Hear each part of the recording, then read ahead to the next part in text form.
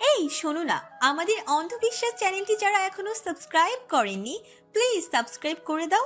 আর অল্প কিছু সাবস্ক্রাইবার হলে 1 লক্ষ পরিবার হবে। সবাই প্লিজ সাবস্ক্রাইব এবং বেশি বেশি শেয়ার করে দাও প্লিজ। তবে কি উপায়? উপায় তো একটা আছেই। অনুর কাছে একদম যাবি না। আপাতত ছোট মার ঘরে থাক। তোর বাপ বাড়িতে এলে একদম তার সামনে যাবি না। আমি খুব শীঘ্রই সব কিছুর সমাধান করব, দেখিস। রনর কথায় মনতা ভরসা পেল। সে রনার বুকে চুমু খেয়ে বলে উঠল, তুমি মিশনে গেলে আমি একা কি করে থাকবো রন ভাই? যখন একাকী রাতে তোমার গলা শুনতে ইচ্ছে করবে তখন কিভাবে কথা বলবো তোমার সাথে? এসব ভেবেই আমার খালি কান্না পাচ্ছে। তুমি ইচ্ছে করেই মিশনে নাম লিখিয়েছো, তাই না? মনতার উন্মুক্ত পিঠে উষ্ণ আঙ্গুলে চালনা করে রণ ফিসফিসালো। জানিস না, দূরত্বে ভালোবাসা মজবুত হয়। আমি চাই আমার অনুপস্থিতিতে ও তুই আমাকে ভালোবেসে আমার বিরহে উন্মাদিনী হয়ে ঘুরে বেড়াস। নয়তো ভালোবাসার সার্থকতা কোথায় বলতো? ধীরে ধীরে দুজনের দূরত্ব ঘুচল। ভালোবাসার তপ্ত সরোবরে ঝাঁপিয়ে পড়ল তারা। দিকে মনতার কক্ষের ব্যালকনির দরজা ডিঙ্গিয়ে ধীর পদে মনতার বৃহৎ কক্ষে প্রবেশ করল অন্ধকার এক ছায়া। উদ্দেশ্য চরের প্রতাপে দাগ হয়ে যাওয়া সেই রক্ত জমাট গালগুলো ছুঁয়ে দেয়া।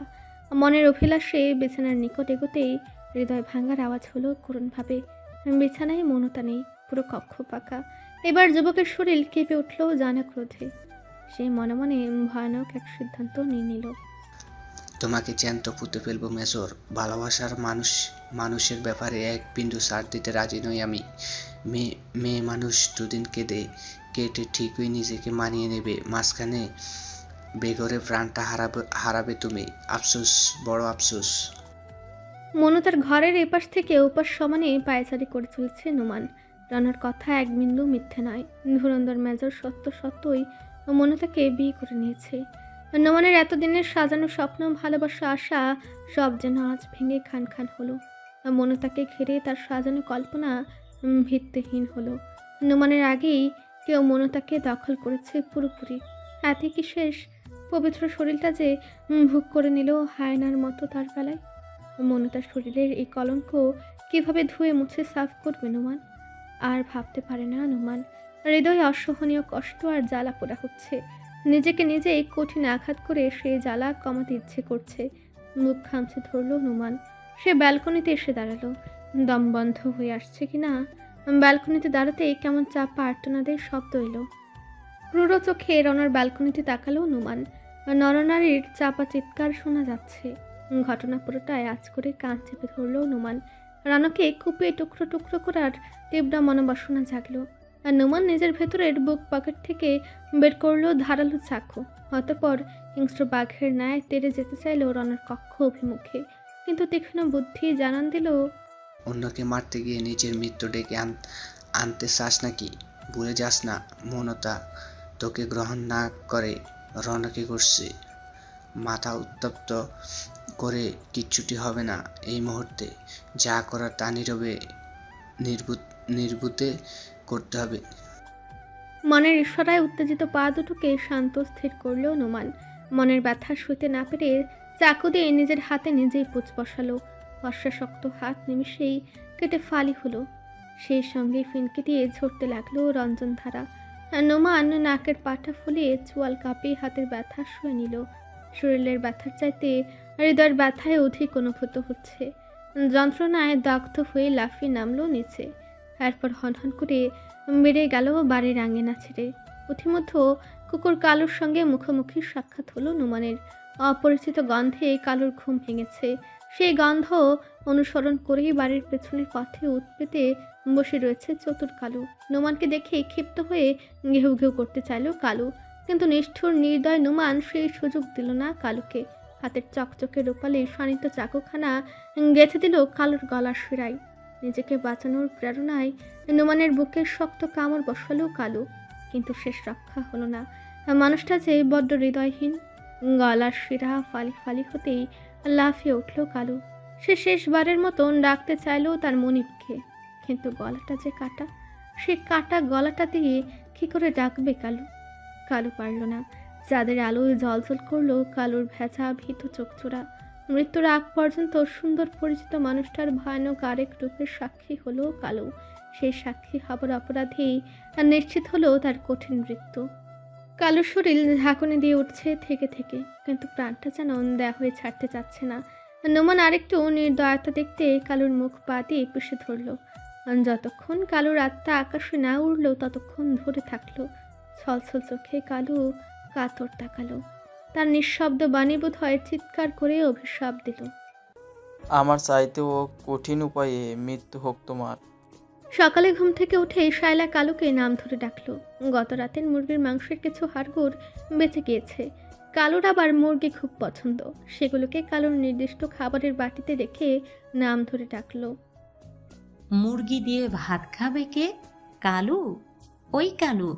কিন্তু কালুর কোনো সারা শব্দ নেই। দেওয়ান মির্জা দাওয়ায় বসে পত্রিকা পড়ছেন। গত রাতে কেন জানি ঘুম খুব গাঢ় হয়েছে তার, হয়তো ওষুধের প্রভাবে। কিন্তু ঘুম ভেঙেছে খুব ভোরে। ঘুম থেকে উঠে অনেক হাঁটাহাঁটি করলেন, পুকুর পাড় দিয়ে ঘুরে বেড়ালেন। সকাল থেকেও তিনি কালুকে কোথাও দেখলেন না। শালার ডাকেও যখন কালু ফিরল না, তখন রনও বেরিয়ে এলো। এসে ব্যস্ত গলায় শুধালো, কালু আসছে না? শায়লা উৎকণ্ঠা মিশ্রিত গলায় বলল, দেখ না রে বাবা, এই যে ডাকছি তার আসার নাম নেই। গেল কোথায়? কখনো তো বাড়ি ছেড়ে এভাবে যায় না। রনর কেমন সন্দেহ হলো। সে দ্রুত পদে বাড়ির বাইরে বেরিয়ে গেল। আশেপাশের কারো কুকুরের সঙ্গে গেল কিনা সেই খুঁজে। মনতারও এই নিজ ঘরে থাকা হলো না। কালু তার শত্রু হলেও এবারের সদস্য কালু, সকলের ভালোবাসার প্রাণী। আকাশ চামেলি সবাই বাড়ির বাইরে গিয়ে মানুষের বারে বারেই খুঁজতে আরম্ভ করলো কালুকে।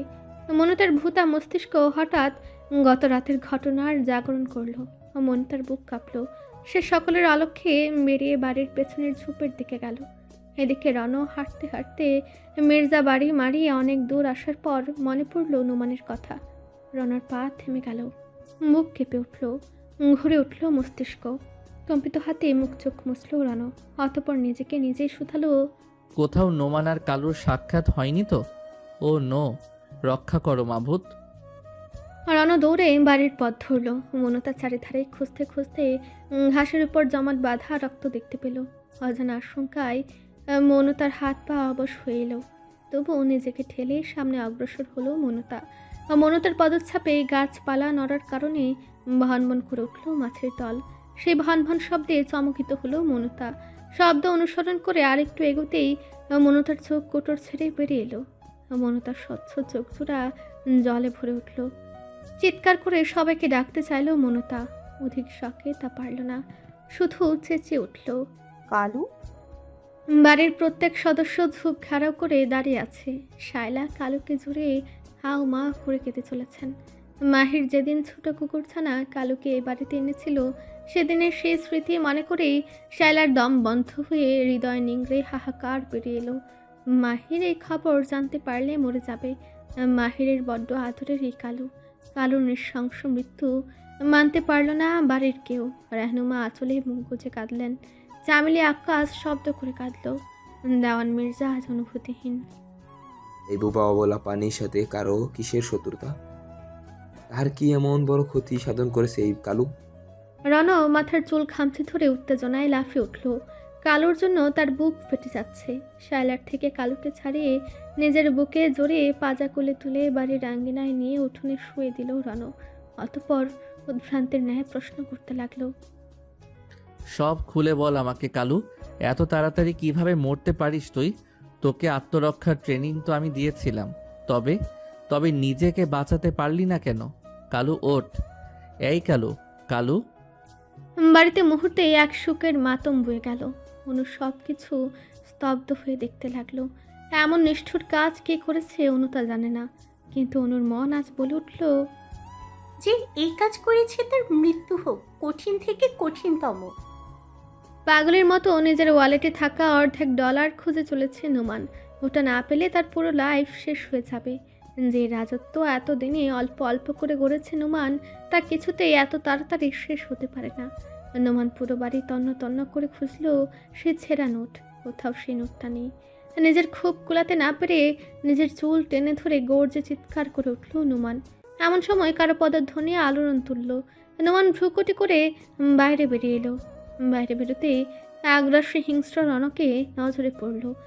রণ নোমানকে দেখে তেড়ে এসে এক শক্ত ঘুষি বসালো নোমানের বুকে। কালুর কামড়ে ধরা স্থানে ঘুষি পড়তেই নোমান চিৎকার করে উঠল, সেই সাথে সাদা শার্ট ভিজে উঠল লাল তরলে। রণ নোমানের গলা টিপে ধরে টেনে ছিঁড়ল সেই শার্ট। অতপর সেই রক্তাক্ত ক্ষততে নজর বলিয়ে ক্রন্ধনরত গলায় শুধালো, কেন? পশুটা আরেক পশুর হিংস্র রূপ দেখে ফেলেছিল এজন্য? নোমানকে জবাব দেবে ভেবে পেল না। সে পাল্টা আক্রমণ করতে চাইল রণকে, কিন্তু রণর সুযোগ দিল না। নোমানের ব্যান্ডেজ করা হাত শক্ত চেপে ধরে হিস হিস করে বলে উঠল, তোকে আমি মশা মাছির মতো কষলে ফেলবো, শুধু 2 দিনের অপেক্ষা। বলে নোমানকে ধাক্কা দিয়ে ফেলে দিল মেঝেতে। অতপর বুক পকেট থেকে 2টো নোট বের করে নোমানের সামনে মেলে বলে উঠল, তোর প্রাণ ভোমরা আমার কাছে বন্দি নোমান শাহরিয়ার, পারলে নিজেকে বাঁচিয়ে দেখা। রণর হাতে পুরো নোট দেখে নোমানের চোয়াল ধুলে গেল। স্তব্ধর উপর স্তব্ধ হলো সে। উঠে দাঁড়িয়ে রণর হাত খামচে ধরতে চাইল নোমান, কিন্তু পারল না। রণ নোমানের হাত মুচড়ে ধরে বলে উঠল, only 24 hours, you are finished mister Noman. বলে হন করে বেরিয়ে এলো। পেছন থেকে নোমান কুকিয়ে বলে উঠল, তোকে রাজা বানিয়ে দেব মেজর, নোট দুটো আমার দিয়ে দে। রণ হু হু করে শব্দ করে হেসে জবাব দিল, আমি এমনিতেই রাজা, রাজা বলেই এই দেশ রক্ষার দায়িত্ব আমার কাছে। তোর সাহায্য নিয়ে রাজা হবার কোনো প্রয়োজন নেই আমার, পারলে নিজের রাজত্ব রক্ষা কর। খুব শীঘ্রই তোর বিপক্ষে যুদ্ধ ঘোষণা করব আমি। দামামা বাজলো বলে যুদ্ধের প্রস্তুতি শুরু হয়ে গেছে অনেক আগেই, তুই টেরও পাসনি। রণ বেরিয়ে এলো। হাসার আগে আরেকবার তেজি গলায় দাঁত পিষে বলল, কালুকে মেরে কোনো বাহাদুরি করিসনি তুই, উল্টো খুব দ্রুত নিজের মৃত্যু ডেকে এনেছিস। কাফনের কাপড় কিনে আনিস, আমি কিন্তু পরে সেই সুযোগ কাউকে দেব না। এবার নোমানের ক্রূর হাসি ঠোঁটের কোণায় দেখা গেল। সে খুঁড়িয়ে এসে রণকে বলে উঠল, দেখিস আমাকে মারতে এসে নিচে আবার মরিস না। জানিস তো আমার হাত কত লম্বা। দেখা গেল আজই তোর জীবনের শেষ দিন হলো সে সঙ্গে তোর বউ আমার শয্যা সঙ্গী। মুহূর্তেই শক্ত ঘুষি পড়ল নোমানের ঠোঁটে। পাতলা গোলাপি ঠোঁট কেটে রক্ত ঝরল মোটা ধারায়। নোমান আঙ্গুলে সে রক্ত মুছে কিটকিটে হেসে বলে উঠল, মরবি মেজর, মরবি। আমাকে এতগুলো আঘাত করে খুব পস্তাবি তুই, কিন্তু তখন আর কোনো পথ খোলা থাকবে না। রণ তাচ্ছিল হেসে জবাব দিল, কে মরবে কে বাঁচবে তা ঠিক করবে উপরওয়ালা। উপরওয়ালা নিশ্চয়ই কোনো পাপিষ্ঠ নিষ্ঠুর হায়নার কাছে আমায় পরাজিত করবেন না। বলে নোমানের বাড়ি ছেড়ে বেরিয়ে এলো রণ। একাকি ফাঁকা বাড়িতে হু হু করে হেসে উঠল নোমান। অতঃপর ফোন বের করে কাউকে কল করে বলে উঠল, মেজরকে ট্রাক চাপা দিয়ে দাও। বর্তা কিমা যেতে হয়, অনেক লেকচার দেয়, ওসব আর শুনতে ইচ্ছে করে না আজকাল। বলে নিজের আইকনিক শীষ বাজাতে আরম্ভ করলো Noman. Can never kill me. বাজারে নিজ দোকানে সাদনান মির্জা বিমর্ষ মুখে বসে রয়েছেন। কালুর মৃত্যু সংবাদ তার কানে এসেছে। কালুর ভোলা ভালা চেহারা বারবার ভেসে উঠছে তার চোখে। সেই সাথে নুনতা জল গড়াতে চাইছে, কিন্তু পুরুষ মানুষের কান্না কি আর শোভা পায়? সব কিছু যেন কেমন ভেঙে চুরে এলোমেলো হয়ে গেল। শান্তি বিনষ্ট হলো। এক দুষ্ট দৈত্য এসে ভেঙে দিল সুন্দর ফুলের বাগান। আচ্ছা, এই দৈত্যকে বন্দি করার মানুষ আসবে কবে? ছোট আব্বু।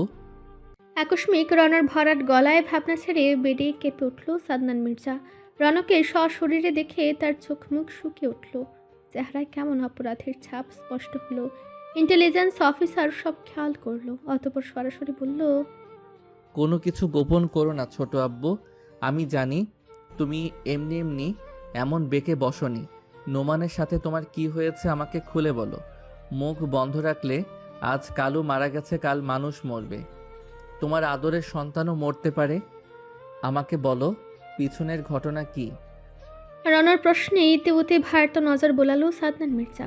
ইশতিয়াক নামক ছেলেটাকে দোকানের আশেপাশে দেখা যাচ্ছে না। এমনিতেই সার্বক্ষণিক সাদনান মির্জার দোকানের আশেপাশের প্রহরীর মতো লেগে থাকে। অনুসরণ করে প্রতিটি পদক্ষেপ। এতেও শেষ হয় না। কারোর সাথে হেসে দুটি কথা বললেও খবর যায় নোমান শাহরিয়ারের কাছে। বিনিময়ে ফিরতি মেলে হুমকি ধামকি। সাদনান মির্জার ভীত পাণ্ডু মুখ দেখে রণতপ্ত শ্বাস ছাড়ে, বলল, প্রত্যেকটা মিনিট সেকেন্ড গুরুত্বপূর্ণ ছোট আব্বু। আমার হাতে সময় খুব কম। এভাবে মুখ বন্ধ রাখলে নিজেও মরবে, সঙ্গে সবাইকেই মারবে। আমি জানি নোমান তোমাকে ভয় দেখিয়ে এসব করাচ্ছে, কিন্তু কেন হঠাৎ নোমান তোমার পেছনে কেন লাগবে? হসপিটালে তোমাদের সব কথা আমি শুনে নিয়েছি। তুমি মুখ না খুললেও আমি সব সত্য বের করতে পারবো, কিন্তু তাতে সময় প্রয়োজন। আপাতত আমার হাতে সময় নেই, তাই তোমার মুখ থেকে শুনতে চাচ্ছি। কিছুটা মেজাজ দেখিয়ে উঁচু গলায় কথাগুলো বলল রণ। তার মাথায় কাজ করছে না। নুমান ইতিমধ্যে বড় কোনো ষড়যন্ত্র সাজিয়ে ফেলেছে, রণতা জানে, কিন্তু কী ধরনের ষড়যন্ত্র তা জানে না। পদে পদে বিপদ অপেক্ষা করছে। অহেতুক নাটক কেবল মৃত্যু ডেকে আনবে এখন। সাদনান মির্জা ধীর লয়ে গলা খাকারি দিয়ে নিচু গলায় বলল, সেটা আমার দেখা অনুচিত ছিল, সেটা আমি দেখে ফেলেছি রে রন। তার জন্য তোদের সবাইকে শাস্তি ভোগ করতে হচ্ছে, সেই সঙ্গে ভেসে যাচ্ছে আমার মেয়ের জীবন। রণ ভ্রু কুচকে উদ্বেগ নিয়ে শুধালো, কি দেখেছো তুমি? সাদনান মির্জার কপালে চিবুকে বিন্দু বিন্দু ঘাম জমল। সেগুলো করপুটে মুছে ফাঁকা ঢুক গেলে বলল, বিল্লালের মৃত্যু। রণর চোখ বিস্ফোরিত হলো। সে সঙ্গে সাদনান মির্জা বলে উঠল, আমি থানায় গিয়ে কেস পর্যন্ত করতে গেছি, কিন্তু পুলিশ আমার কেস নেয়নি। উল্টো ওই পিশাচের কাছে আমার নাম বলে দিয়েছে। সেই থেকে আমার জীবন নরক হয়ে যাচ্ছে। দিনরাত কিভাবে গড়াচ্ছে কিছুই জানি না আমি। সারাক্ষণ মৃত্যুর ভয়ে তটস্থ থাকি, সেই সঙ্গে মৌনতার জীবন নাশে ভর্তি হচ্ছি, নিরুপায়। রণ চুল টেনে ধরল মাথার। ঘটনার বিস্তৃতি বহুদূর, তবু এটার মীমাংসা প্রয়োজন। রণ সন্ধিহান গলায় শুধালো, ভাইয়ার বিয়ের আগে জানতে ওই লোকটি নোমান? সাদনান মির্জা মাথা নেড়ে জবাব দিল, বৌভাতের দিন থেকে ওই ছেলে আমাকে ভীষণ সন্ত্রস্ত করে চলেছে। এক মুহূর্তের জন্য শান্তি দিচ্ছে না। আমি আত্মহত্যা করার অনেক চেষ্টা করেছি রে বাবা, কিন্তু সেটাও পারছি না। কাউকে জানাওনি কেন? না, সারাক্ষণ একটা ছেলে আঠার মতো লেগে থাকছে। আমার সমস্ত তথ্য তার কাছে। আমি মুখ খুললেই মৌনতা আমার মাহির মইলের ক্ষতি করে দেবে। আমি নিরুপায়। রণ সব বুঝে গেল। নোমানের খেলা শেষ না করে মিশনে গেলে মনতাকে হারাতে হবে চূড়ান্তভাবে। শুধু তাই নয়, নোমান মির্জা বাড়ির মানুষগুলোকে উনুনে পুড়িয়ে কাবাব করে ছাড়বে। তাই সবার আগে যত দ্রুত সম্ভব নোমানের একটা ব্যবস্থা করতে হবে। রণ আর দাঁড়ালো না, থানায় যেতে হবে একবার। ওসির সাথে পোস্টমর্টেমের প্রমাণাদি নিয়ে কথা বলতে হবে। মনের ভাবনা মনে পুষিয়ে বেরিয়ে গেল রণ। যাবার আগে বলে গেল, আমি থানায় যাচ্ছি, তোমাকে ফোন করলে থানায় আসবে। যা দেখেছো তার সাক্ষী দেবে।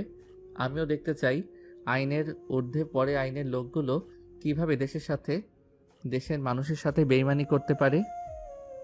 হন হন করে নিজের জিপে গিয়ে উঠল রণ। ছুটল উপজেলার থানায়। আজ অনেক কাজ তার। হনুমানের প্রাপ্য সাজা নুমানকে পেতেই হবে, নয়তো মানুষের বিশ্বাস উঠে যাবে প্রশাসন থেকে। গ্রামের আঁকাবাঁকা পথ ফেলে হাইওয়ে ধরেছে রণ। এখান থেকে 1 ঘন্টার রাস্তা উপজেলা। তাদের গ্রামটা শহর থেকে বেশ ভিতরে। হাতের নাগালে চাইলেও সব কিছু মেলে না। রণ গাড়ির স্পিড বাড়িয়ে ভাঙা পিচ ঢালা রাস্তা ধরল। এমন সময় বেজে উঠল ফোন। স্ক্রিনে দুর্জয়ের নম্বর। এত ব্যস্ততার মাঝেও রাস্তার এক পাশে গাড়ি দাঁড় করিয়ে ফোন তুলল রণ। হ্যালো। ওপাশ থেকে উচ্ছ্বসিত দুর্জয়ের কণ্ঠ পাওয়া গেল। গেস কর আমি কোথায়? এই মুহূর্তে খেয়ালের সময় নেই রণর। রণ তর্জনী আর মধ্যমা আঙ্গুলি দিয়ে কপাল স্লাইড করলো, অতঃপর বলল, খুব ডিপ্রেশনে আছি দুর্জয়, এই মুহূর্তে এসব ভালো লাগছে না। দুর্জয় কিছুটা মিয়ে গেল। সে উচ্ছ্বাস দমিয়ে বলে উঠল, আমি কদমতলী বাস স্ট্যান্ডে দাঁড়িয়ে আছি। চেয়েছিলাম তোকে সারপ্রাইজ দেব, বাট তোদের গ্রামের নাম কিছুতেই মনে করতে পারছি না। প্লিজ ভাই, আমাকে এখান থেকে নিয়ে যা, নয়তো বল গ্রামের নাম কি, আমি কিছু একটা ধরে আসছি। রণ ফস করে শ্বাস ফেলল, বলল, আমি কদমতলির কাছাকাছি একটু উপজেলা শহরে যাচ্ছিলাম, তুই দাঁড়া, আমি আসছি। বলেই কল কাটল রণ। অতঃপর আবারও ছুটে চলল। মিনিট 5 পরেই কদমতলি বাস স্ট্যান্ডে এসে পৌঁছালো রণ। রাস্তায় ব্যাগ বোচকা নিয়ে অসহায়ের মতো দাঁড়িয়ে আছে দুর্জয়। রণ জিপ থেকে নেমে দৌড়ে গেল, এরপর মেয়েকে রাগ দেখিয়ে বলল, আমাকে জানিয়ে আসবি না? জানিয়ে এলে তুই সারপ্রাইজড হতি। এমনিতেও সারপ্রাইজ হইনি, তো বিরক্ত হয়েছি, খুব প্রেসারে আছি। নববধূ বেশ পেরেশানি করছে বুঝি। রণ বুঝলো দুর্জয় সিরিয়াস মুহূর্তে তার মেজাজ বিগড়ে দেবে। সহ্য করতে না পেরে সে দুর্ব্যবহার করবে, তাতে দুর্জয় মনে কষ্ট পাবে। তাই সে দুর্জয়ের কথার উত্তর না দিয়ে চারপাশে ব্যাটারি চালিত অটোরিকশা খুঁজল। কিন্তু ভর দুপুরে পুরো বাস স্ট্যান্ড খালি, পরিচিত মানুষজনও দেখা যাচ্ছে না।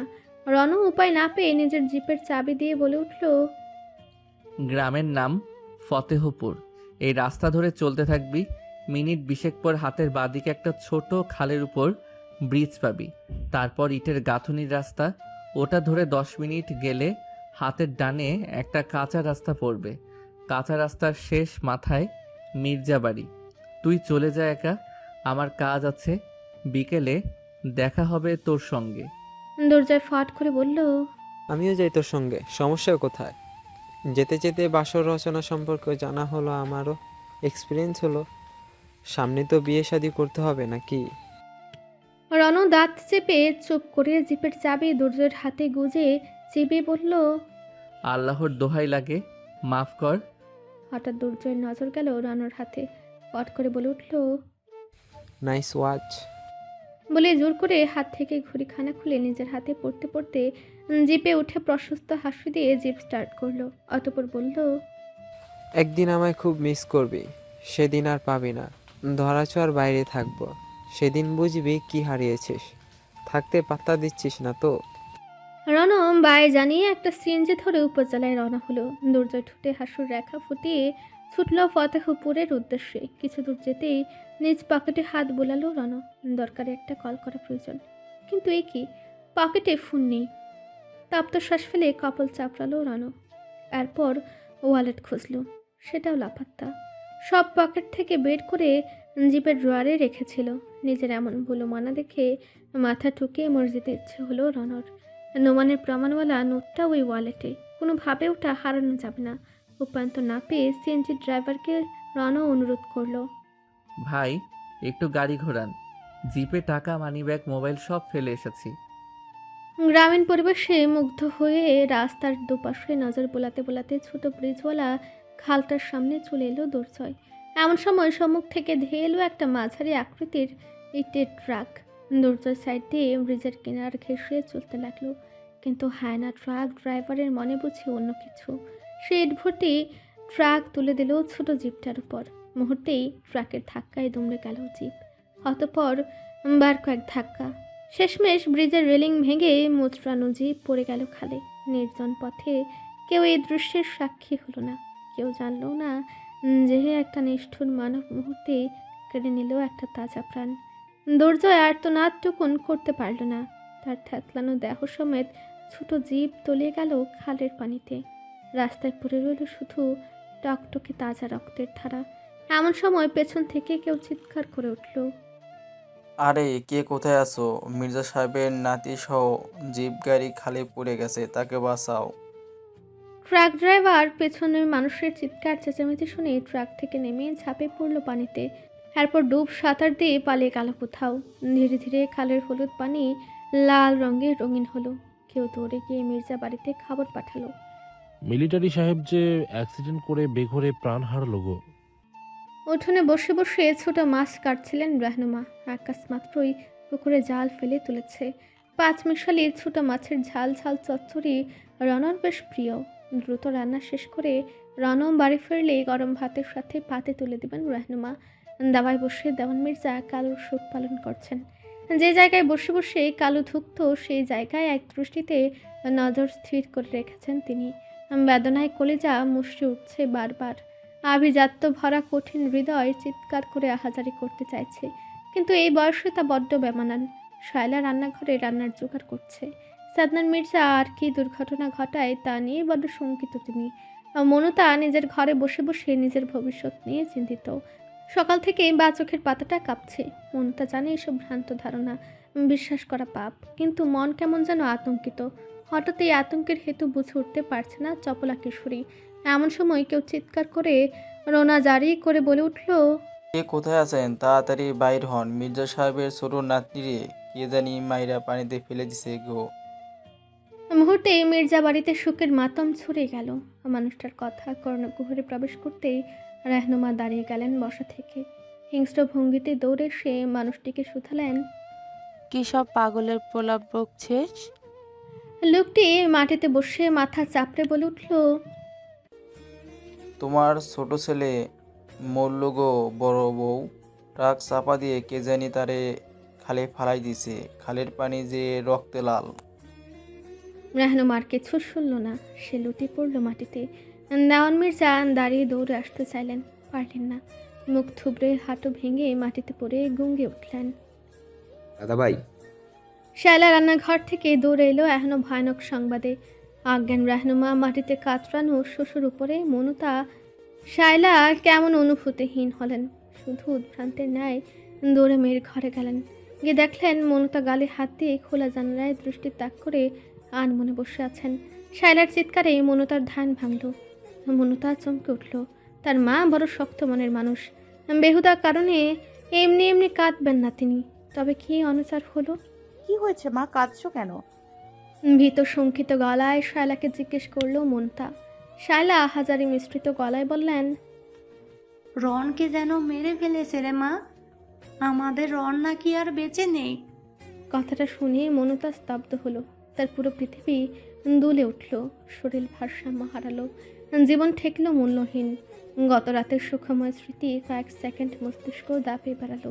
অতঃপর শরীরের ভার ছেড়ে দিয়ে মাটিতে লুটে পড়ল মনও। চোখজোড়া বন্ধ করার আগে শুধু বিড়বিড় করে আওড়ালো, তোমার মেয়ে যে বিধবা হলো মা। জ্ঞান খোয়ালো মনতা। শায়লা মেয়ের কথার মানে বুঝে গেলেন মুহূর্তেই। তার বুক আরেকটু কাঁপল। মেয়ের সম্মুখ ভবিষ্যৎ জীবন চিন্তা করে আহাজারি করে কাঁদতে আরম্ভ করলেন শায়লা। কোন পাপের শাস্তি দিলে গো মাবুদ, এই শোক কেমনে সইব? নিমিষের ব্যবধানে খবর ছড়ে গেল পুরো গ্রাম, জেলা, উপজেলা। সাদনান মির্জা কাঁদতে কাঁদতে ছুটলেন খাল পাড়ে। আদনান মির্জা দৌড়ে এলেন বাড়িতে। সৌম্য রওনা দিল ঢাকা থেকে, সঙ্গে সঙ্গে মুইন আর মাহির। রনর সিএনজি ড্রাইভার যখন কদমতলী বাস স্ট্যান্ডের কাছাকাছি এলো, তখন পুরো রাস্তা জুড়ে যানবাহন আর মানুষের ঢল। সকলেই দৌড়াচ্ছে, চোখে মুখে ভয় আর আতঙ্ক তাদের। রাস্তা জুড়ে জ্যাম লেগে গিয়েছে, গাড়িগুলো এক মুহূর্তের জন্য নড়ছে না। সিএনজি ড্রাইভার উৎসুক হয়ে একজন পথচারীকে জিজ্ঞেস করলো, ভাইজান, এত জটলা কিসের? কি হয়েছে সামনে? মানুষটি হাঁপাতে হাঁপাতে বলল, দেওয়ান মির্জার মিলিটারি নাতনিরে কে জানি ট্রাক চাপা দিয়ে জিপ গাড়ি সহ খালে ফালাই দিছে, মানুষটা নাকি মইরা গেছে। কথাটি বলে ফাঁকা রাস্তা দিয়ে দৌড়ে চলে গেলেন মানুষটা। রণ লোকটার কথা শুনে থ হয়ে বসে রইল। মুখে রাটুকু ফুটল না, শুধু কানে বাজতে লাগলো, যেদিন আমি থাকবো না সেদিন বুঝবি কি হারিয়েছিস। থাকতে পাত্তা দিচ্ছিস না তো, সময় এলে বুঝবি। রানার স্বচ্ছ চোখ জলে ভেসে উঠল। চিৎকার দিয়ে কান্না পেল। চতুর মস্তিষ্ক আঙ্গুলে নির্দেশ করে বলল, দেখ ওই নোমান শাহরিয়ার কতটা ভয়ঙ্কর, তোকে মারতে মরিয়া হয়ে উঠেছে সে, আর তুই মা বলি বিষয় মনে করে আঙুল চুষে যাচ্ছিস। প্রাণাধিক প্রিয় ব্যাচমেট, রুমমেট, বন্ধু আর ভাইয়ের মতো আপন মানুষটাকে হারিয়ে ফেললি হেয়ালি করে। সইতে পারবি এই যন্ত্রণার জ্বালা? রণ আর বসে থাকতে পারল না, সুদভ্রান্তের ন্যায় নামলো সিএনজি থেকে। অতঃপর দৌড়ে চলতে লাগলো ব্রিজ পাড়ের উদ্দেশ্যে। ঘটনা নিজ চোখে দেখা চাই। চোখের উপচে পড়া জল দুই হাতে মুছে রণ দৌড়াতে দৌড়াতে বলে উঠল, তুই এভাবে কাপুরুষের ন্যায় মরতে পারিস না দুর্জয়। একজন ইন্টেলিজেন্স কমান্ডো মেজরের এহেন ধরাশায়ী মৃত্যু হাস্যকর। তুই এতটাও বোকা নোস। যদি তাই হয়ে থাকিস তবে এত এত প্রতিকূল পরিবেশে বেঁচে থাকার ট্রেনিং সব বৃথা, সব। রণ দৌড়ে ব্রিজের কাছে এলো। ইতিমধ্যে মানুষের ঢল নেমেছে চারিধারে। মানুষের মাথা মানুষ খাচ্ছে। মির্জা বাড়ির লোকজন ব্রিজের রেলিং ধরে চিৎকার করে চলেছে। এমন সময় ধেয়ে এলো কালো রঙের গাড়ি। তা থেকে অভিজাত চলনে নামলো নোমান। চোখে দামি কালো রোদ চশমা, বর্ষা মুখের গোলাপি ঠোঁটে প্রাপ্তির খুশির ঝিলিক। চোখ থেকে চশমাখানা নামিয়ে মুখ পকেটে রেখে ভিড় ঠেলে আদনান মির্জার কাছে গিয়ে দাঁড়ালো নোমান। অতঃপর আদনান মির্জাকে জড়িয়ে দুঃখী গলায় বলে উঠল, এভাবে কাঁদবেন না আঙ্কেল, আল্লাহর মাল আল্লাহ নিয়ে গেছে, আর কি করা যাবে বলুন। বিধাতার উপর কারোর হাত চলে না। আপনার এভাবে কাঁদলে মেজর সাহেবের আত্মা কষ্ট পাবে। বলে ব্রিজের রেলিং ধরে পানিতে নজর দিল। জিভটা কেমন তুলে আছে। আফসোসের স্বরে ঠোঁটে চু চু শব্দ করলো নোমান। অতঃপর থানায় ফোন করলো। গাড়িটা তোলার ব্যবস্থা করুন অফিসার। গাড়িতে জরুরি জিনিসগুলো যে ভিজে যাচ্ছে, আহা, এটা লস হলে হয়। নোমানের কথাগুলো শুনে ভিড়ের মধ্যেও মিলিয়ে গেল রণ। পকেট হাতড়ে রুমাল বের করে মুখ বেঁধে নিল। এরপর জনমানবহীন জায়গায় গিয়ে দাঁড়ালো। সেখানে দাঁড়াতে এক বৃদ্ধ মানুষকে চোখে পড়ল। রণ দৌড়ে গিয়ে বলল, চাচা, আপনার ফোনটা আমাকে দেয়া যাবে? আমি একটু জরুরি কল করব। বৃদ্ধ ভ্রু কুচকে রণের পানে তাকে রইল খানিক। এরপর ফোন এগিয়ে বলল, বেশি টাকা খরচ করেন না আবার। রণ ঝটপট হাতে ডায়াল করলো হেডকোয়ার্টারের নম্বর। রিং কেটে যাবে মুহূর্তেই ফোন রিসিভ হলো। Major reporting. নাম বলল না রণ। ওপাশের ব্যক্তিও কণ্ঠ শুনেই বুঝে ফেললো ফোনের ওপাশে কে আছে। শুধু ভারী গলায় বলল, এই নম্বর কেন? রণ হাতের আজলায় মুখ মুছে একটু দূরে সরে দাঁড়ালো। অতঃপর ব্যস্ত কম্পিত গলায় বলল, মেজর দুর্জয় আজই বেড়াতে এসেছিল আমাদের গ্রামে। সে আমার জিপে ছিল, আমি ছিলাম উপজেলার পথে। নোমান শাহরিয়ার ভাড়াটে খুনি দিয়ে ট্রাক চাপা দিয়েছে মেজর দুর্জয়কে। ব্রিজের রেলিং ভেঙে জিপ সমেত মেজর দুর্জয় পানিতে পড়ে গেছে। মানুষের ধারণা সে বেঁচে নেই। গাড়িতে নোমান সম্পর্কে কালেক্ট করা আমার জরুরি ডকুমেন্টস আছে স্যার। আপনি প্লিজ এরিয়া সিকিউর করে স্পেশাল রেস্কিউ টিম পাঠান। যে কোনো মূল্যে আমার ওয়ালেট আমার হাতে চাই। লাইন কেটে গেল। রণবৃদ্ধকে ফোন এগিয়ে দৌড়ে গেল পুনরায় ব্রিজের কাছে। স্বজনদের হৃদয় বিতারক আহাজারি সহ্য করতে পারছে না সে। কিন্তু এখন সামনে যাওয়া বিপদ। নোমানের চোখে ধুলো দিয়ে বাকি কাজ সারতে হবে, নয়তো সামনে নোমান আরও নোংরা পরিকল্পনা সাজাবে। পুলিশকে হটিয়ে উদ্ধার কর্মীর টিম ছুটে এলো। ম্যাক দিয়ে ঘোষণা জারি করে দমন করলো মানুষের ভিড়। অতঃপর ক্রেন দিয়ে উত্তোলনের চেষ্টা চালানো হলো জিপ গাড়ি। মুহূর্তেই নিকটস্থ ক্যাম্প থেকে ছুটে এলো আর্মির বহর। তারা ব্যারিকেড দিয়ে দিল হলুদ ট্যাপ দিয়ে। লোকজন বহু দূর থেকে তামাশা দেখতে লাগলো শুধু। সেটাও আর্মি টিম নিজেদের ব্যারিকেড দিয়ে রোধ করলো। ঘণ্টাখানেকের চেষ্টার পর তোলা হলো জিপ। কিন্তু এ কি, মেজর দুর্জয় কোথায়? দুদিন লাগে পুলিশ আর উদ্ধারকর্মী খুঁজে চলল মেজর দুর্জয়কে। গ্রাম্য মানুষের ধারণা লাশ খালের স্রোতে ভেসে গেছে। কিন্তু পুলিশের চোখে সন্দেহের নজর। নিশ্চুপ আর্মি আর রেস্কিউ টিম। দুদিন বাদে একজন আর্মি পার্সন, দুজন পুলিশ আর উদ্ধারকর্মী মির্জা বাড়িতে এলেন। পুরো বাড়ির শোকে স্তব্ধ, যেন একজনের সঙ্গে বাকি প্রাণগুলো ঝরে গেছে।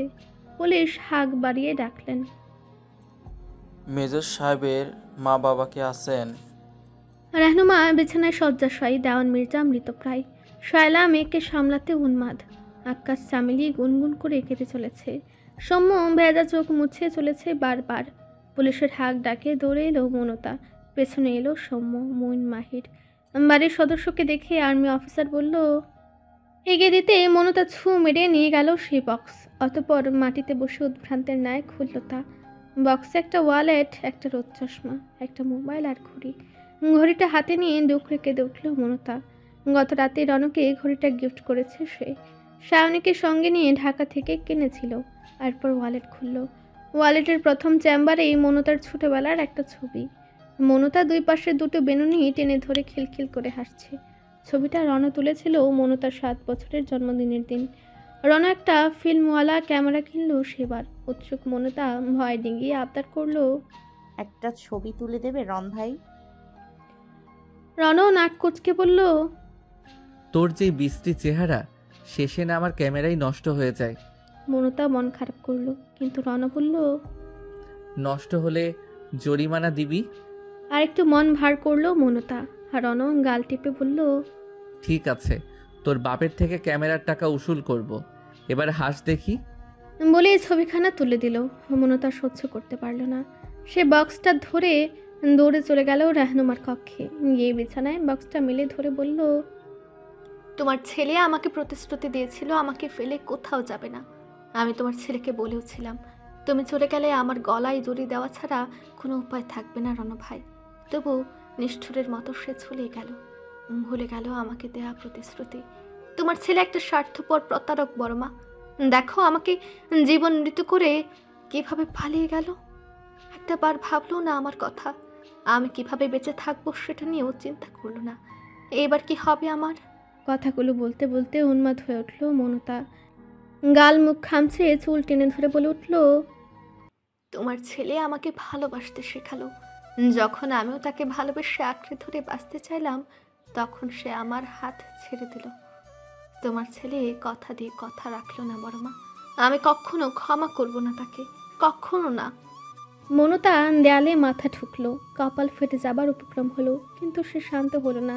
এই দৃশ্য দেখে রাহনুমা আরো ফুফু করে কেঁদে উঠলেন। মনতা হঠাৎ আগ্রাসী হয়ে বলে উঠল, গলায় দড়ি দিতে হবে আমার বড়মা, নইলে তোমার ছেলের কাছে কিভাবে যাব বলো? তোমার ছেলেকে ছাড়া আমি তো থাকতে পারবো না। আমার দম নিতে কষ্ট হয়। হয় আমাকে ফাঁসিতে ঝুলে দাও, নয়তো তোমার ছেলেকে এনে দাও। দুর্বিষহ যন্ত্রণায় ছেয়ে আছে চারপাশে যেন মৃত্যুর অসহনীয় ব্যথা। চারিধারে আধার নেমেছে অনেক আগেই। এখন মধ্যরাত, আর নিগড় নিস্তব্ধ প্রকৃতি, বাতাসে গুমোট যন্ত্রণা। আকাশে আজ চাঁদ ওঠেনি। বিষাদের মেঘ হয়তো তাকেও ডুবিয়ে দিয়েছে ঘুর আমনেশার আড়ালে। মনতা মেঝেতে বসে খাটের সাথে হেলান দিয়ে বসে রয়েছে, হাতে রানার ঘড়ি। সারাটা দিন বিকেল সন্ধ্যা এইভাবে কেটেছে। মনতা ফাঁকা ছাদের উল্টো পিঠে এক দৃষ্টিতে তাকে ভাবতে লাগলো দুদিন আগের কাটানোর সমস্ত মিষ্টি স্মৃতি। মানুষটা আজ সকালেও তার অধর ছুঁয়েছে শরীরের প্রতিটি ভাঁজ। মনতা তার বুকে ক্ষণিকের জন্য মাথা গুঁজে এক ফালে সুখের রাজ্যেও গড়ে তুলেছিল। কথা ছিল রাতে চাঁদ দেখতে দেখতে আকাশের তারা গুনবে দুজনে। রনের মিশনে যাবার আগে যে কটা দিন আছে তার প্রত্যেকটা মুহূর্ত হবে মনতার ঠোঁটে জমানো হাজারো কথার ফুলঝুরি কান পেতে শুনবে রণ। আর কারো কথা নয়, কারোর জন্য বরাদ্দ মুহূর্ত নয়। ঘড়ির কাটার সব কটা সময় মনতার জন্য উৎসর্গ। কিন্তু সব প্রতিশ্রুতি, সব আনন্দ মুহূর্তে কেমন বৃথা হলো। কোন পাপে এমন শাস্তি দিল বিধাতা? পাপ বুঝি এতই আকাশচুম্বী ছিল, যার দরুন বিধাতা মনতার প্রতি এতটাই নিষ্ঠুর হলো। মনতার চোখ জোড়া এখন আর জলে ভাসছে না, জল শুকিয়ে গেছে। চোখের কোল ফুলে গোলাপি হয়ে আছে, চোখ দুটো টকটকে লাল, অক্ষিকূপ বোধ হয় শুকিয়ে গেছে। একটা মানুষ কত কাঁদতে পারে? তবু যদি মনতা কাঁদার চেষ্টা করে, তবে বোধ করে রক্ত ছড়বে, জল আর ছড়বে না। শুধু গলার কণ্ঠ, হাড়টা দেবে যাচ্ছে ফুপানোর ঝাঁকুনিতে। মনতার বিধ্বস্ত মস্তিষ্ক ধীরে ধীরে ক্লান্ত হলো, ক্লান্ত চোখ দুটো বুঝে এলো। মনতা রানার ঘড়িটা বুকে জড়িয়ে মেঝেতে হেলে পড়ল, তারপর তলালো গভীর ঘুমে। রাতের পুরুত্ব আরেকটু গভীর হতেই বাড়ির পেছনের জঙ্গল মারিয়ে ধেয়ে এলো একটা কালো ছায়া। তার চলন কতটা ভয়ানক তা তার পদচ্ছাপে জাহির করছে। মাটি পর্যন্ত টের পাচ্ছে না এখানে কে হেঁটে যাচ্ছে, মানুষ নাকি অশরীরী। আচ্ছা, অশরীর চাইতে মানুষরূপী অশরীরীগুলো বেশি ভয়ানক আর খতরনায়ক, তাই না? লম্বা চওড়া কালো পোশাকধারী মানুষটা সুকৌশলে উঠে গেল দোতলার বারান্দায়। সুযোগ বুঝে খোলা ব্যালকনি দিয়ে ঢুকে গেল মনতার কক্ষে। বিধ্বস্ত মেয়েটাকে দেখে তার কলিজা মোচড় দিল। ইচ্ছে হলো বুকে জড়িয়ে সমস্ত দুঃখ মুছে দিতে, কিন্তু এখন সে সময় নয়। আগন্তুক নিঃশব্দে পা ফেলে টেবিলে ফেলে রাখা বক্সখানার দিকে এগিয়ে গেল। চোখের সামনে একাগ্র আকাঙ্ক্ষিত বাক্স দেখে চোখ জোড়া চকচক করে উঠল। দ্রুত সে বাক্স হাতড়ে খপ করে তুলে নিল। ওয়ালেট জলে ভেজে মোটা হয়ে আছে। উদ্ভ্রান্তের ন্যায় সেই ওয়ালেট খুলে তন্ন তন্ন করে খুঁজল কিছু, কিন্তু এ কি? কোথায় সেই প্রাণভ্রমরা? মেজারের চতুরতায় অসহনীয় ক্রোধে কেঁপে উঠল ফর্সা চোয়াল। হাতে কচলে মুড়ে ধরল ওয়ালেট। এরপর লম্বা পা ফেলে ঝাঁপে গেল মুখোমুখি ওপাশের বারান্দায় দাঁড়িয়ে আগন্তুক বলল, তোমার ঘরেই আছে সেই জিনিস, তাই না মেজর সাহেব? বলেই ঢুকে গেল কক্ষে। এরপর হাতের টর্চ দিয়ে খুঁজল কক্ষের আনাচে কানাচে, কিন্তু কোথাও নেই সেই নোট। এবার চুল খামচে ধরে গড়ে উঠতে চাইল উক্ত ব্যক্তি। সে হিস করে বলে উঠল, নোমান শাহরিয়ারকে অনেক ভোগান্তিতে ফেললে তুমি মেজর। কি ভাবছো মরে গিয়ে পার পাবে? এত সস্তা মুক্তি? তোমার অন্যায়ের শাস্তি তোমার বাবা মাকেও দেবো আমি। এত সহজে আমার লাইফ হেল করে মুক্তি পাবে না তুমি। বলে নুমান আরেকটু ব্যগ্র গতিতে খুঁজল সবকিছু, কিন্তু পুরো ঘর চষে কিছুই পেল না। শেষমেশ বাধ্য হয়ে ফিরে গেল নুমান। যাবার আগে মনতার কক্ষে এসে মনতার রক্তিম গালটা আলতো হাতে বলিয়ে বলে উঠল, খুব শীঘ্রই সব কিছুর ভুলে যাবে তুমি প্রিয়তমা। আমি ভুলাতে বাধ্য করব তোমায়। তোমার হৃদয় জুড়ে বিচরণ করবে আমার নাম।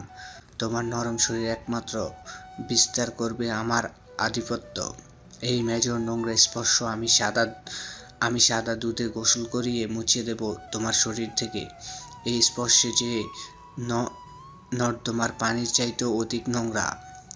ভোরের টকটকে লাল সূর্য পূব আকাশে ধীরে ধীরে উঁকি দিয়ে পৃথিবীকে জানালো শুভ সকাল। সূর্যের সঙ্গে সঙ্গে জেগে উঠল প্রাণীকুল। ধরণীতে শুরু হলো কর্মব্যস্ততা। এক নিস্তব্ধ রাত কেটে চঞ্চল মুখর এক দিনের সূচনা হলো। সেমিজ এর বারান্দায় ওয়েটিং চেয়ারে মাথা নিচু করে কপাল চেপে বসে আছে রণ। সারা রাত মনতাকে নিয়ে ভেবেছে সে। পাগলিটা তার মৃত্যুর খবরে কতটা ভেঙে চুরে গুড়িয়ে গেছে তা রণ জানে, কিন্তু এহেন নিষ্ঠুর পরিস্থিতিতে কি করতে পারবে রণ? প্রতিটা পদক্ষেপ এখন মূল্যবান। একটা ভুল কদম তার সাথে সাথে তার পরিবারের মানুষের জীবন পর্যন্ত নরক করে ছাড়বে। রণ আর ভাবতে পারে না। সুন্দর গোছালো সবকিছু মুহূর্তেই কেমন অগোছালো হলো। রণ হতাশা মিশ্রিত শ্বাস ফেলল। চারপাশে ফিনাইলের উটকা গন্ধে ভরে আছে। দম যেন বন্ধ হয়ে আসে সেই গন্ধে। হঠাৎ হসপিটালের নিস্তব্ধতা ভাঙল কার গলায়। মেজর রন, আপনি সারা রাত এখানে বসেছিলেন? গামগামে গলায় মুখ তুলে উপরে তাকালো রণ। ডক্টর নেহাল উৎসুক হয়ে তাকিয়ে আছে তার দিকে। আর রণ দাঁড়িয়ে তপ্ত শ্বাস ফেলে বলে উঠল, একবার দেখতে পারি ক্যাপ্টেন? ডক্টর নেহাল মাথা ঝাঁকালো। অনুমতি পেয়ে রণ কম্পিত গলায় বলল, thanks a lot captain Nehal. Ron দৌড়ে আইসিইউর কাছের দরজার সামনে দাঁড়ালো। ছোট জানালা দিয়ে দেখা যাচ্ছে মেজর দুর্জয় শীতল ক্ষত বিক্ষত দেহ। চপল ছেলেটা আজ কেমন নীরব নির্ভার আর নিথর। শ্বাস চলছে কৃত্রিমভাবে। পুরো শরীরে সাদা ব্যান্ডেজের আবরণ, পায়ে মোটা ব্যান্ডেজ, মাথার খুলি পুরোটাই ঢাকা। মনের অজান্তেই রণার চোখ ডিঙ্গিয়ে জল গড়ালো। মনে পড়ল প্যারেড মাঠের কথা। তুই সবসময় ক্যাপ খুলে হাতে নিয়ে ঘুরিস কেন? কর্নেল মেজবা দেখলে পানিশমেন্ট করবে। রণের কথায় হু হু করে হাসলো দুর্জয়। অতঃপর বুড়ো আঙুল দেখিয়ে বলল, যা করার করুক, আমি রাজি। তাও ক্যাপ পরবো না। আমার মাথা গরম হয়ে যায়। চান্দিতে বাতাস লাগে না। এসব কঠিন ধরাবার নিয়ম একদম পছন্দ নয় আমার। সুযোগে এসেছিলাম, এখন পস্তাচ্ছি। এত শৃঙ্খলার মধ্যে কোনো মজা নেই। আসল মজা উড়ো বেড়ানোর মাঝে। একদিন ঠিক এসব শক্ত শক্ত নিয়ম কানুন শৃঙ্খলাকে বুড়ো আঙ্গুল দেখিয়ে আমি পালিয়ে যাব, দেখিস। বলে প্রাণ খুলে শব্দ করে হেসে উঠল দুর্জয়। দুর্জয়ের সেই হাসি রানর কানে বাজতে থাকলো অনবরত। রণ নিজেকে ধরে রাখতে পারল না। শক্ত খুলস গলে পড়ল। রণ শব্দ করে কেঁদে উঠল আর বলে উঠল, এত বড় ব্যান্ডেজ পরে কিভাবে শুয়ে আছিস তুই? তোর অস্থির লাগছে না?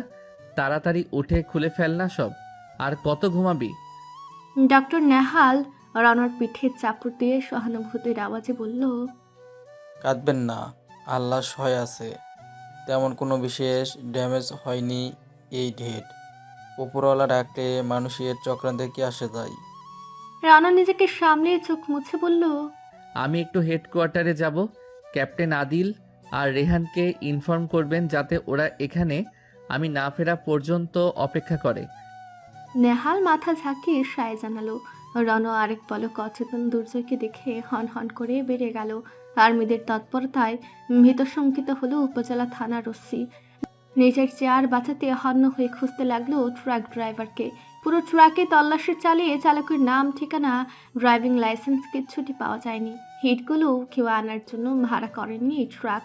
সার্বিক তত্ত্বাবধানে পরিষ্কার হয়েছে ড্রাইভার ইচ্ছে করে মেজরকে চাপা দিয়েছে, নয়তো এমনভাবে অ্যাক্সিডেন্ট হবার প্রশ্নই আসে না। এখন শুধু ড্রাইভারকে ধরে উত্তম মধ্যম দিয়ে তার থেকে জানতে হবে এর পিছনে কার হাত এবং সে কেন বা কোন শত্রুতায় মেজরকে এভাবে জিপ সমেত পানিতে ফেলেছে। ইতিমধ্যে ট্রাক থেকে কিছু ফিঙ্গারপ্রিন্ট কালেক্ট করতে সক্ষম ইন্টেলিজেন্স টিম, সে সাথে ইটভাটায় যোগাযোগ করে সিসি ক্যামেরা দেখে শনাক্ত করা গেছে উক্ত ড্রাইভারকে। গোয়েন্দা বাহিনী টানা 3 দিনের চেষ্টায় সফল হয়েছে উক্ত ড্রাইভারের সন্ধানে। তারা ছুট লাগিয়েছে সেখানে, কিন্তু উক্ত স্থানে পৌঁছাতেই সকলের চোখ কুটোর ছেড়ে বেরিয়ে এলো। ট্রাক ড্রাইভারকে কেউ নৃশংসভাবে হত্যা করেছে। ড্রাইভারের চোখগুলো উল্টে রয়েছে, ঠোঁট গলিয়ে রক্ত ঝরছে, সে সঙ্গে মুখে 9-10টা চাকুর আঘাত। ইন্টেলিজেন্স অফিসার ড্রাইভারের পুরো শরীর নজর বোলালো, অতপর হাঁটু মরে বসলো। মৃত ড্রাইভারের হাতটা মুঠো পাকানো। উপস্থিত অফিসারের থেকে একটা হ্যান্ড গ্লাভস আর ম্যাগনিফাইং গ্লাস নিয়ে দক্ষ অফিসার নজর নিবদ্ধ করলো হাতে। মুহূর্তেই ফুটে উঠল হাসি। অপরাধী কখনো না কখনো নিজের অপরাধের চিহ্ন ফেলে যায়। অফিসার তাচ্ছিল্য হেসে আদেশ দিল, পোস্টমর্টেমের ব্যবস্থা করো, আর ডক্টরকে বলবে নখের নিচে যে চামড়াটা আছে সেটা টেস্ট করে আমাকে কালই রিপোর্টে পাঠাতে। মির্জা বাড়ি এখনো নিষ্প্রাণ, নিস্তব্ধ। বাড়িতে চুলা জ্বলে না, কেউ জলটুকু স্পর্শ করে না।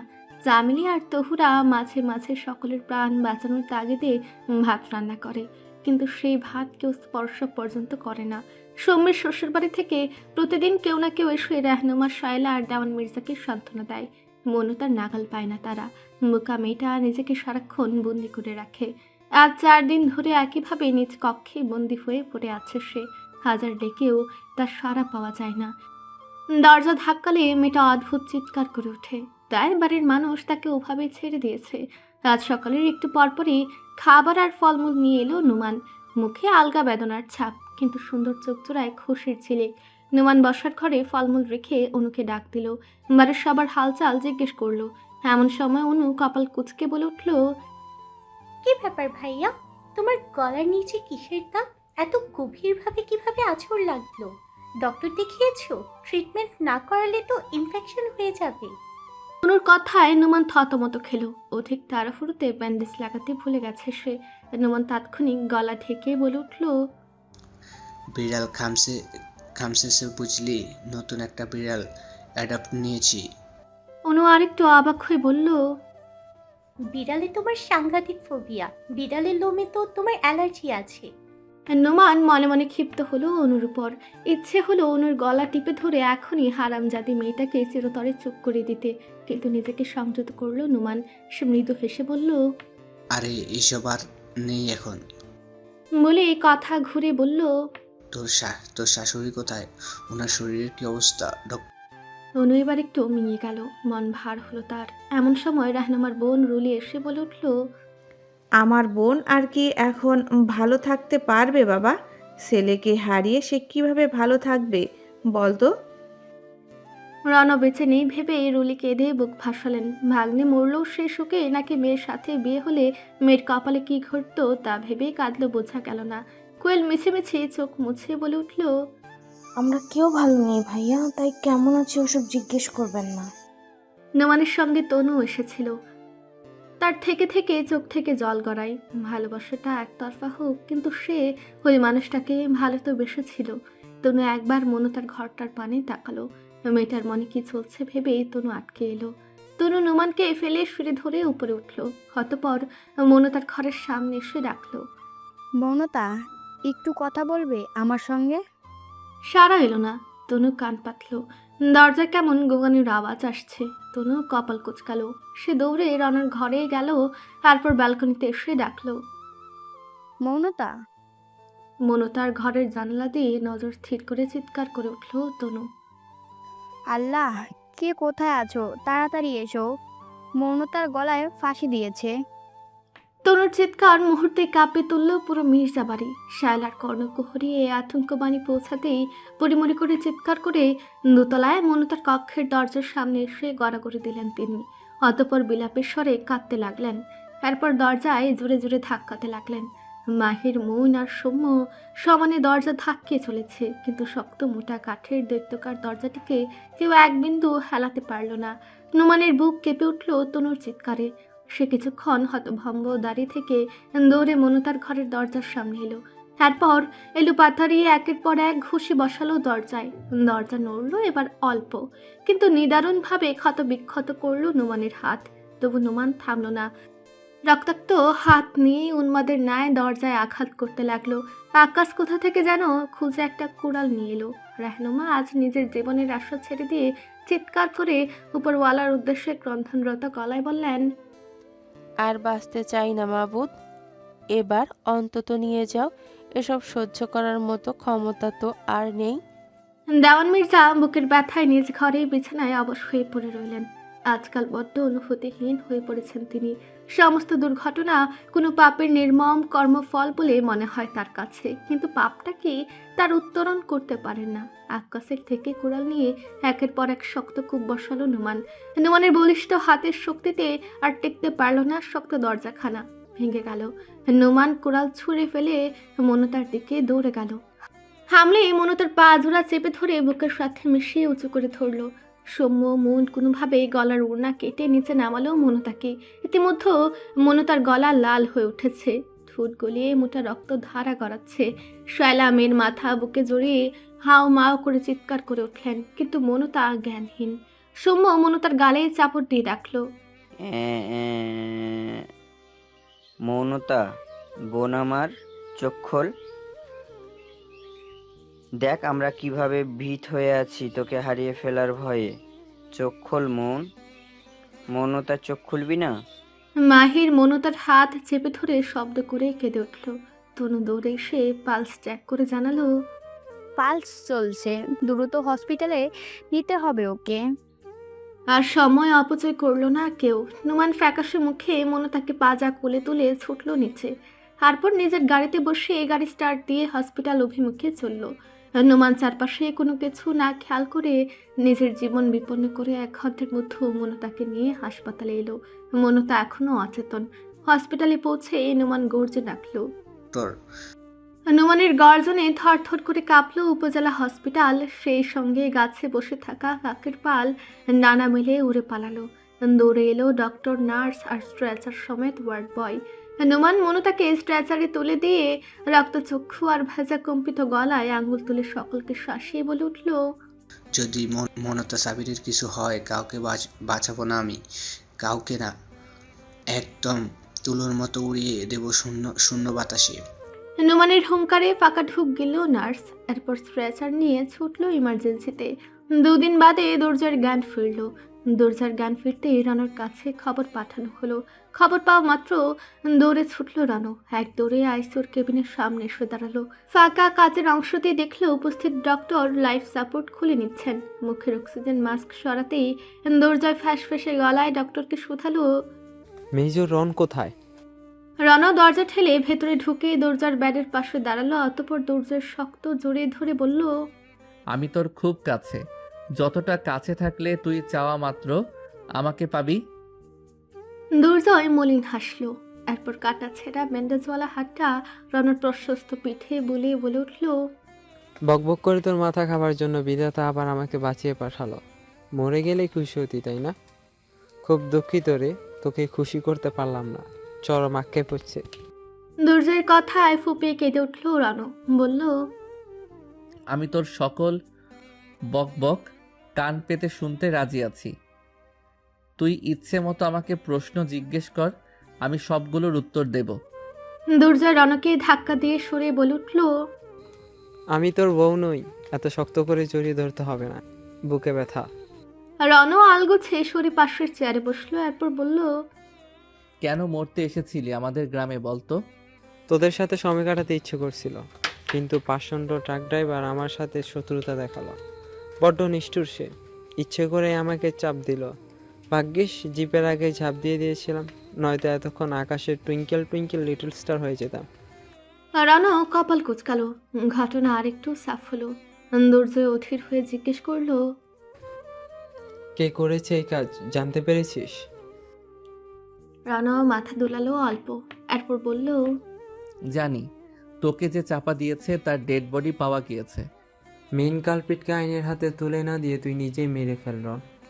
আইনের অনেক ফাঁক ফোকর, এসব রাঘব বল সেই ফোকর দিয়ে পালিয়ে নিঃশব্দে পালিয়ে যায়, এরপর ফিরে আসে আরও দুর্দর্শ রূপে। রণ মুঠো উঁচু করে দরজার কাতর ক্লান্ত ক্ষতবিক্ষত মুখটা দেখল, তারপর দ্বিধা নিয়ে বলল, দেশ এবং দেশের মানুষকে রক্ষা করা আমার কাজ। কারোর প্রাণ আমি চাইলেও নিতে পারি না, বিবেক বাধা দেয়। আমি কোনো খুনি হতে চাই না। ডক্টর এসে রণকে অনুরোধ করলো দুর্জয়কে আর কথা বলতে না দিতে। এই মুহূর্তে এত কথা তার জন্য বিপজ্জনক রণ বুঝল। সে দুর্জয়ের হাত ছেড়ে উঠে দাঁড়ালো। দুর্জয় ছোট ধীর গলায় বলে উঠল, খুব শীঘ্রই কোনো এক অপারেশনের আবার তোর টিমমেট হব। আমাকে ছাড়া মিশনে যাস না, 2 বছর খুব বোর লাগবে, একাকিত্ব পুরোপুরি গ্রাস করবে।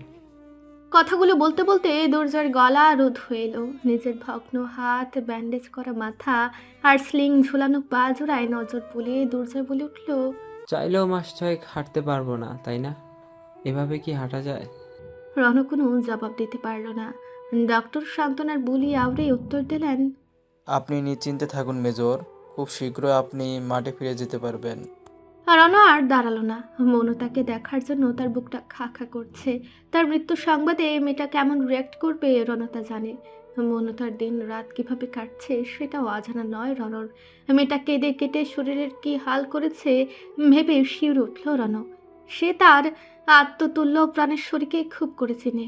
রণ ঘড়িতে সময় পরখ করল, প্রায় সন্ধ্যা হয়ে গেছে। এখান থেকে ফতেহপুর যেতে প্রায় 6 ঘন্টা সময় লাগবে। বাড়িতে পৌঁছাতে পৌঁছাতে ভোর রাত হয়ে যাবে। রণ তাড়াহুড়ো করে বেরিয়ে গেল। এরপর একটা ট্যাক্সি ধরে চলল বাস স্ট্যান্ডে। বাসে উঠে কদমতলি যেতে পারলেই বাকিটা পরে দেখা যাবে। রণ প্রায় রাত 3টার দিকে মির্জাবাড়ির গেটের সামনে এসে উপস্থিত হলো। গেটটা খোলা, তালা দেওয়া হয়নি। বাড়ির মানুষের এতটা অন্যমনস্ক আচরণে তার মেজাজ বিগড়ালো। চারপাশে এত বিপদ ঘুরে বেড়াচ্ছে, অথচ বাড়ির মানুষ কত বড় অসচেতন। রানুর নজর হঠাৎ আটকালো কালো শুয়ে থাকার স্থানটায়। জায়গাটা ফাঁকা দেখে বুকটা কেঁপে উঠল, চোখ দুটো জলে ভরে উঠল। রণ আলগোছে বাড়ির ভেতরে ঢুকলো। বাড়ির প্রধান দরজা খোলা দেখেও রণ আরেকটু ভ্রুকুটি করলো। সে চোখ মুখে সন্ধিহান ভাব ফুটিয়ে সিঁড়ি ধরলো। এদিকে পানি পিপাসায় গলা ফেটে চৌচির হলো কোয়েলের। সে ঘুম ঘুম চোখে ঘর থেকে বেরিয়ে এলো। পেটের ভিতরেও কেমন গুড়গুড় করছে। রাতে কারোর খাওয়া দাওয়া হয়নি। মনুতাকে নিয়ে সকালে জেলা হসপিটালে গিয়েছে। উপজেলায় মনুতার চিকিৎসা হয়নি। উড়নার শক্ত চাপে গলার রক্তনালী ছিঁড়ে গেছে, সেগুলোর দ্রুত অপারেশন প্রয়োজন। বাড়িতে শুধু তারা মা, মেয়ে আর বৃদ্ধ দেওয়ান মির্জা। ঘুম চোখে হঠাৎই কোয়েলের নজর গেল সিঁড়ির পানে। সেখানে আবছা একটা ছায়া দেখে কোয়েলের ঘুম উবে গেল। চোর মনে করে দ্রুত পায়ে এগিয়ে সিঁড়ির কাছে আসতেই চাঁদের হলদেটে আলোয় রনের মুখ পরিষ্কার হলো। কোয়েল চমকে উঠল, থর থর করে কেঁপে উঠল তার হৃৎপিণ্ড। কোয়েল চিৎকার করতে চাইল, কিন্তু কণ্ঠনালী বড্ড স্বার্থপর। কোয়েল কোনো শব্দ উচ্চারণ করতে পারল না। রনের শরীরে হসপিটালের গন্ধে কোয়েল আর একটু ভয়ের স্মৃতি উঠল। তার মস্তিষ্ক হুলস্থুল ঘুরছে, শরীর অবশ, ভর শূন্য। কয়েকদিন আগের মৃত মানুষ রাতের আধারে ঘুরে বেড়াচ্ছে ভাবতেই কোয়েলের শরীর কাটা দিল। সে রণর আত্মাকে ছুঁয়ে দেখতে চাইল, পারল না। মুখ থুবড়ে সিঁড়িতে পড়ে গেল। রণ তাকে ধরল না পর্যন্ত, শুধু কপাল কুঁচকে কোয়েলের পানি তাকিয়ে নিঃশব্দে সরে গিয়ে বলে উঠল, এই আইটেমও চলে এসেছে আমার চল্লিশা খেতে। রণ মনুতার কক্ষের সামনে গিয়ে স্তব্ধ হলো। অযত্নে কুড়ালখানা করিডোরে পড়ে রয়েছে, দরজা ভেঙে ফালা ফালা। রণর প্রচণ্ড ভয় হলো। সে মনুতার কক্ষে গিয়ে উদ্ভ্রান্তের ন্যায় আলো জ্বালালো। এক মুহূর্তে ঘরের চারপাশে নজর মেলে মাথার চুল খামচে ধরল। ফ্যানের সাথে ঝুলছে ওড়না, বিছানার সাদা চাদরে জমাট বাঁধা রক্ত। রণ খেয়ে হারালো সব কিছুর। অজানা অচেনা ভয় হৃদয় কবজা করলো কঠিনভাবে। কেউ যেন শ্বাসনালী বেজায় নিষ্ঠুর হাতে টিপে ধরেছে। রণ শ্বাস ফেলতে পারছে না। রণ দৌড়ে মারে আসতে চাইল, কিন্তু পাজোড়া মেঝের সাথে আটকে রইল। নিজের অজান্তেই রণর গাল বেয়ে জল গড়ালো। রণ নিজের নিস্তেজ শরীর কোনো মতে টেনে নিজের ঘরে গেল। রিডিং টেবিলে ড্রয়ার থেকে বের করলো মিলিটারি ফোন, ডায়াল করলো সৌম্যের নম্বর। মনুতার অপারেশন হয়েছে অনেক আগেই, ছোট অপারেশন। গলার ক্ষতিগ্রস্ত রক্তনালীগুলো সিল করা হয়েছে। 2 দিন বাদে মনতা বাড়ি যেতে পারবে। এখন আর রিস্ক নেই। সাদনান মির্জা হসপিটালের ওয়েটিং চেয়ারে বসে বসে বাচ্চাদের মতো কাঁদছেন। সব চাইতে আদরের সন্তান তার মনতা। এই মেয়েকে তিনি আজ পর্যন্ত একটা ফুলের টোকা পর্যন্ত দিতে দেননি কাউকে। অথচ মেয়ের জীবন ধারালো কণ্ঠকে বিদ্ধ হলো। সৌম্য কাউকে সান্ত্বনা দিতে পারছে না। সৌম্য যেন আজ হতভম্ব, নিষ্কর্ম, নিষ্ক্রিয় পুরুষ। সকলে রুদন জোরে সৌম্যের কাছে শ্বাসরুদ্ধকর ঠেকল। একটু পরিপূর্ণ শ্বাস নেবার আশায় হসপিটালের পেছনের ফাঁকা মাঠে এলো সে। এখন প্রায় ভোররাত। একটু পরে ফজরের আজান হবে। এমন সময় সৌম্যের ফোন বেজে উঠল। স্ক্রিনে অপরিচিত নম্বর দেখে ভ্রুকুটি করল সৌম্য। এরপর ফোন কানে তুলে হেলো বলবার আগেই ওপাশ থেকে ভেসে এলো বলিষ্ঠ কণ্ঠস্বর। রণ বলছি। সৌম্য যেন কানে ভুল শুনল। সে অবাকের চূড়ান্ত পর্যায়ে পৌঁছালো। কথা বলার ভাষাও হারালো। সৌম্যের অক্ষে কুটর জলে ভাসল। নীরবে ভোরের শীতল বাতাসের সাথে মিলেমিশে বইতে শুরু করলো তা। রণ বুঝল সৌম্যের অনুভূতি। তাই বাক্য পচয় না করে কাতর গলায় জিজ্ঞেস করলো, নিয়মিত ভালোবাসার গল্প শুনতে এবং পড়তে আমাদের অন্ধবিশ্বাস চ্যানেলটি সাবস্ক্রাইব করে পাশে থাকা বেল আইকনটি ক্লিক করুন। ধন্যবাদ সবাইকে।